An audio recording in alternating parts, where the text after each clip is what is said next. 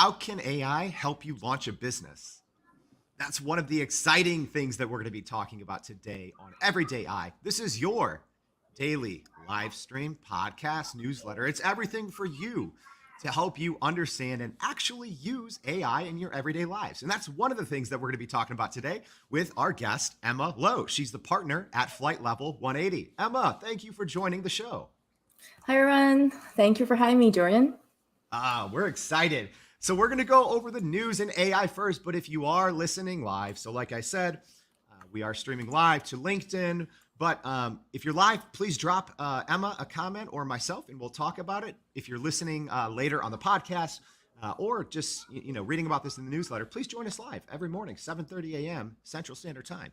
All right, now that I got that out of the way, couple news pieces that are really exciting. So number one, if you didn't see this, it's wild, and this is going to, I think, become a very gray area in the future. But there's actually a lawyer who used ChatGPT to file charges, and now he's actually might be facing charges himself because it turns out that what he submitted to the courts, there was citations that ChatGPT created that didn't exist. So that lawyer might be in a little bit of hot water. Kind of the second news piece of the day, Microsoft over the weekend, the president and vice chair of Microsoft said on the CBS show Face the Nation that lawmakers need to regulate AI and they need to regulate it faster. My personal take is it seems the big CEOs of these tech companies, VPs, whatever, they're all saying like, oh yes, we need more regulation, but obviously their companies are growing so fast in the meantime. So my hot take, at least here in the US, I think regulation is going to be a little slow. So I think that they're in a very easy place to just say, oh yes, AI needs to be regulated more. But that's not I don't think that's going to happen. So let me know what you guys think if drop a comment. Last piece of news, and Emma, I want your take on this. So NVIDIA now, they're valued at $1 trillion company after, everyone needs their GPUs. So we talked about this on the show before. Essentially, a lot of this generative AI, so text to speech, text to image, text to video, they need NVIDIA's GPUs. They're kind of the only company that can create a high enough quality and powerful enough processor to help all these AI companies. But NVIDIA essentially released something at Computex, and there's a demo, we'll put it in the newsletter, but it allows a user to actually chat with a live video game, and the video game responds to your voice. Emma, what do you think that's going to be like? I know you have you have two kids. What do you think this technology is going to mean just for anyone? Oh, this will be so much fun. Imagine, well, in video game, you always have these NPC always telling you the same story over and over, and now become a conversation. And Imagine taking the kids to the museum, and someone will come up and talk to you about the history of somewhere like Greece, and finally can give you a conversation and actually going through instead of pushing the buttons on this in the museum. That's a great point because those video games I remember as a kid, they weren't that great in the late 80s, early 90s, right? But you're so true. It's just repetitive, and I'm sure kids are fine playing the same story over and over. But imagine, the possibilities when you can actually talk to a video game and it can react to you. That's wild. That's a wild use case. But let's talk about an actual use case of the technology right now. So Emma, again, thank you for joining us. So you are the partner of Flight Level 180, but we're going to be talking about something else today. So I'm going to share my screen. So if you are watching live, you can kind of see what we're going over. But if you're listening on the podcast, I'll try to explain it to you. So this is Fly to Places. This is a new app that Emma and her husband recently launched. So I don't want to take too much shine from the big reveal, Emma, because I know this is a little new. So tell us, what is Fly to Places and who is it for? So think of Fly to Places is really an app for private pilots. Think of TripAdvisor, but for pilots. So mainly the core use case is the owner pilots, private pilots to discover and plan extraordinary trips.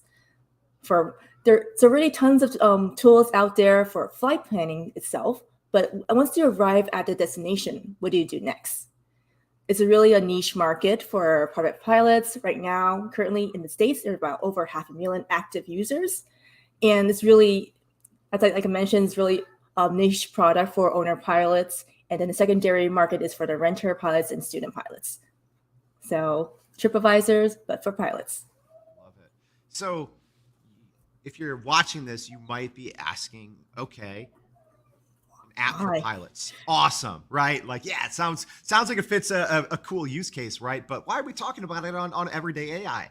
Well, that's because you guys really tapped into AI to bring this idea to life. And that's something that we wanted to talk about today on the show. So Emma, talk a little bit about how you guys went from idea to now a live app that's being used out in the wild, so people are using this. And how did you use actually AI to get there? The first question, how do we came up with this idea? I think in the beginning we said it's TripAdvisor for pilots, but if you really look into it, well, how about this? Most of the destination discovery for pilots is really the information out there and it's very scattered. We had to go through a lot of YouTube channels and Facebook groups to kind of mine that information out. This really become a pain point as we took the trip to Bahamas as a little side trip. And when we were planning destinations, it was really hard to find, okay, where is the crew car? What's the customs like, etc., and where to go from A to B. And then after hours of research, then compile this information together, then sharing the information with friends and family was another pain point. It was hard to have my husband tell me, okay, we're going to do this A, this B. It's just really hard instead of the normal Google Doc, right? And coming back, lots of friends and family asked us, how do you get there? So we thought about what if there's a tribal knowledge that from pilots that is organized, collaborative, and delighted to use. What if we can share this destination itinerary with outside of pilots group, for example, like me, passenger, etc., with friends and family. So we develop Flight to Places. We use ChatGPT, OpenAI to produce content, and as you can see there, right now I think we have like 25,000 destinations, but it's adding more and more, and having all these like where the crew car, where the things, just using OpenAI to create the content, and also the next piece is to verify it. So we talked about tribal knowledge. You can also add your own destination, upload, downvote, verify if this is a good place for you. And the other one you can see on the screen, we also use Midjourney to create those images for different destinations. Yeah, so zooming in a little bit on the images here. So yeah, great images. There's a plane, from people looking out, kind of out the window at a plane and a beautiful sunset. And then there's this getaway photo with very vibrant colors. And, Emma, even when we originally talked about this before you told me, hey, we use Midjourney for these photos, I didn't know. I looked at these photos and I'm like, oh, these are great photos.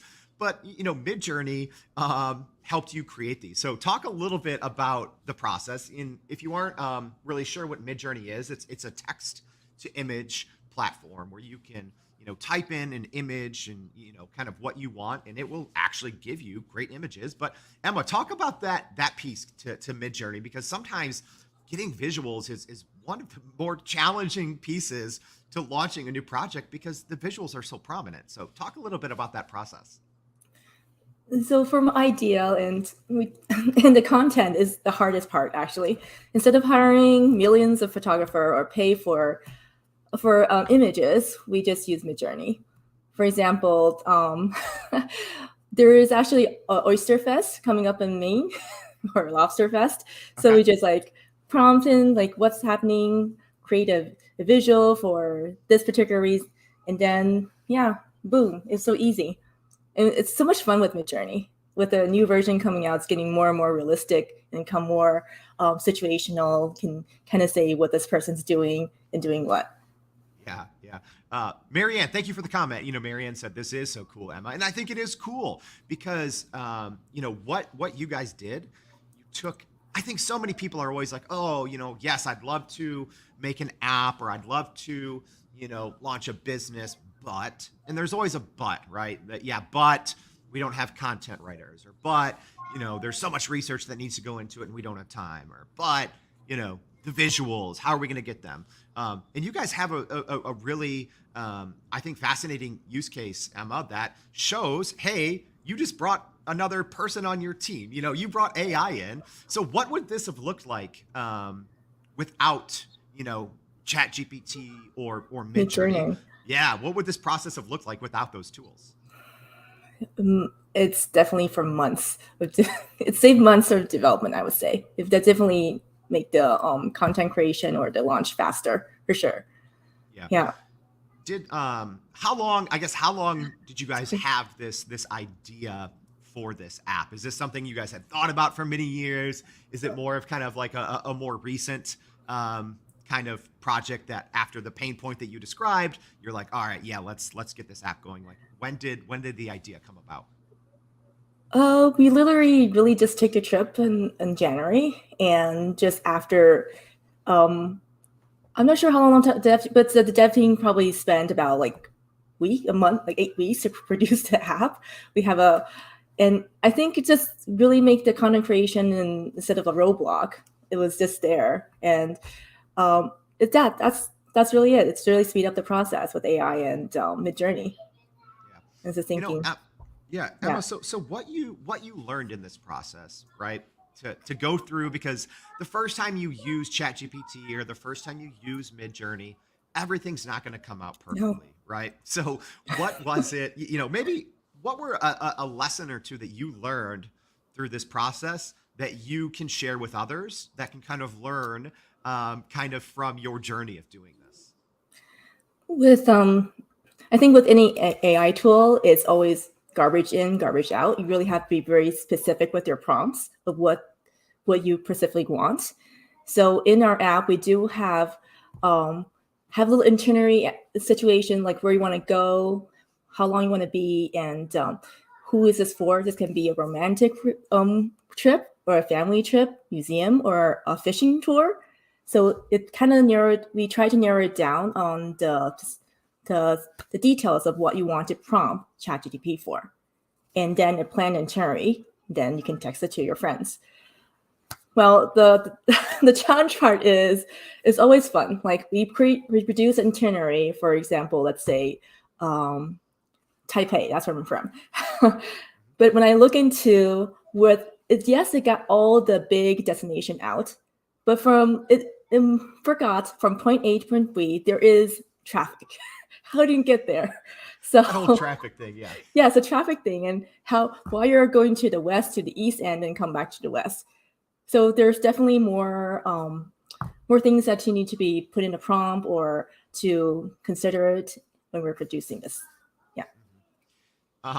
So PJ has a great question here. We kind of referenced this, but we didn't go all the way. So, PJ's asking, were you able to use AI to create the app, or was it, or is AI used in the app? So I think I know the answer, but I'm gonna let you take it, Emma. Was AI used to actually create? So I think she's asking kind of on the development side. Yeah, we used AI to create the content in the image so far. Yeah. Yeah. So, but that's a great, PJ, that's a great question. And that's something that I've seen, people have kind of taken it to the next level. I think the things that, obviously, Emma, you guys were quick to the game, so starting on this in January, that was like a month or so after, ChatGPT was released to the public. Even as I recall, Midjourney was really in its infancy in January, right? So we say that at the end of May, but these tools have gone through so much development over the last couple of months. But I do know now, people are using ChatGPT and other Google Yes. Bard to actually code and develop Do you think you'll ever take it that route, or do you just think that you're just going to be using it for kind of the content and just the images? There's definitely more to improve in the back end. So I would say I'll leave that to the dev team to decide what's the next step. But this was developed as really the first version, our MVP. We literally just launched it on May 4th and already have 100 of use cases, like users in our app and from 40 states and 2 province. We really want to have this a niche product for pilots, want to see how the user feedback and then go from there. Lauren, thank you for your comment. This is so true. So Lauren said, oh, she just told y'all that your prompts are trash. Savage, but true. She's a fan forever. That's awesome. But Lauren, you bring up a great point. What Emma said, I skipped over it, but it's actually one of my favorite kind of sayings, especially in the AI space, like garbage in, garbage out, right? So yeah, whether it's prompts to get content, prompts for images, garbage in, garbage out. Emma, talk a little bit more about that. So like the very first time that you were trying to use ChatGPT, whether it was to get content for the app or images, did you kind of, get some subpar results the first time around? It's always fun to see what Midjourney come up as image. It's it did get more and more specific as you be more specific of what your images request for, right? Yeah, Exactly. I did. Yeah. Okay. Another great question from PJ here. So with the app, Emma, how are you monetizing? I'm sure that's something you've talked about plenty, but what's the plan, for this app to monetize it? So right now, we're kind of letting our beta user to use the app right now. For future use, we're definitely going to use more AI in the app, maybe probably towards the app development. And as for the trip planner, point A, point B, we talk about that.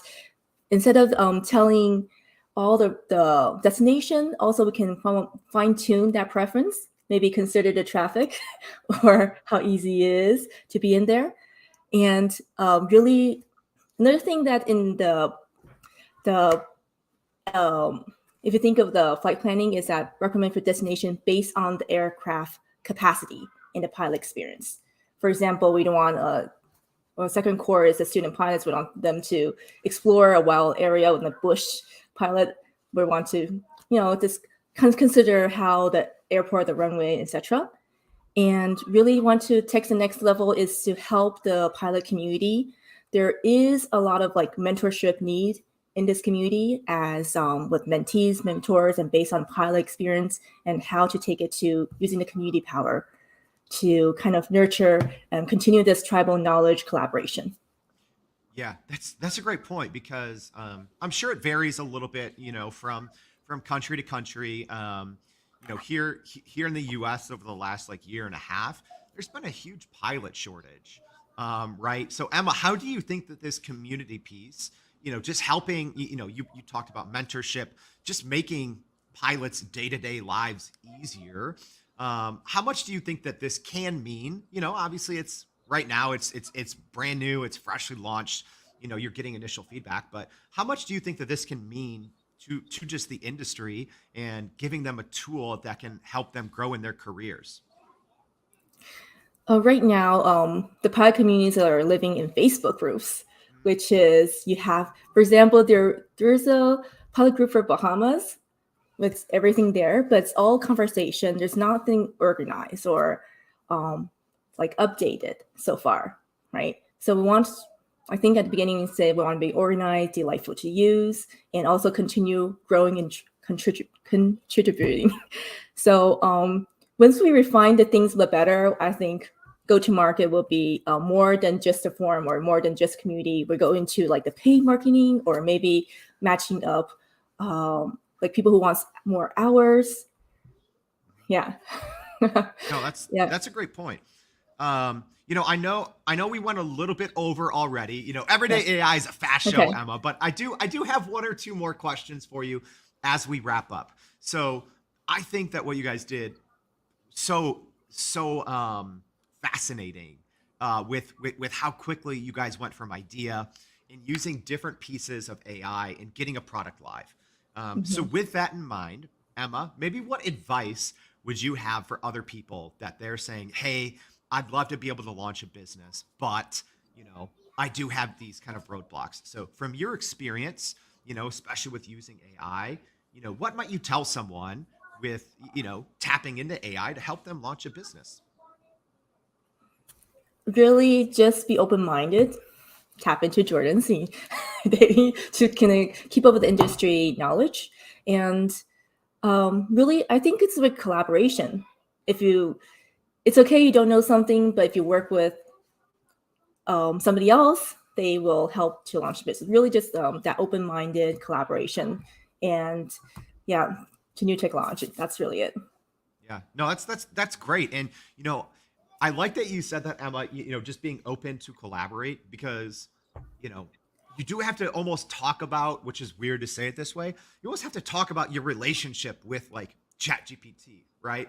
And going back to that garbage in, garbage out, because if you go in there with ChatGPT and you're looking to have it help you build a business, you have to say like, hey, I need help here, here, here, and here. Like you have to almost, be very vulnerable and say, hey, I need help, coming up with a business name or coming up with a business plan or helping me write the content for the front page, So I do think that that I've seen with entrepreneurs is, sometimes being too proud and saying, oh, I can do it all myself. But Emma, I think you have a great use case here that says like, hey, it's okay to say, hey, this isn't our strong suit. Let's collaborate on that. So like how do you think that this is going to even change in the future? Do you think that there's going to be more great apps like the ones that you built here, just because people are going to be more open to collaborating with AI almost as that third, second or third, person on their team? Yeah, I definitely. We have we have more people coming in and they want to help with the dev, but we also have a dev thing. I think yeah, using AI for a data build for any way, and yes, that's for sure. Yeah. And yeah, if anybody wants to know how we built this and wants to build MVP, reach out to us, and we'll share our experience as well. Yeah, absolutely. So that's a great call out, Emma. This at least on LinkedIn here, I'll be in the comments. I'm sure that Emma will be in the comments as well. So feel free to ask more questions, because I think that we didn't, this is a very short conversation, but we could get into it much more. So as we wrap it up, Emma, thank you so much for coming on the show, sharing about your process, Fly to Places. It was great to have you on. Thank you, Jordan. All Have a great right. day, Ren. Yeah. All right. And just as a reminder, please go to youreverydayai.com. A lot of the things that we talked about, we're going to be linking in the newsletter that goes out every single day. So, we're going to have a little bit more about Emma's process and the Fly to Places app. And you can sign up to win a year of premium ChatGPT as well. So thank you for joining us today. And we hope to see you back tomorrow and every day at Everyday AI. Thanks. Thank you.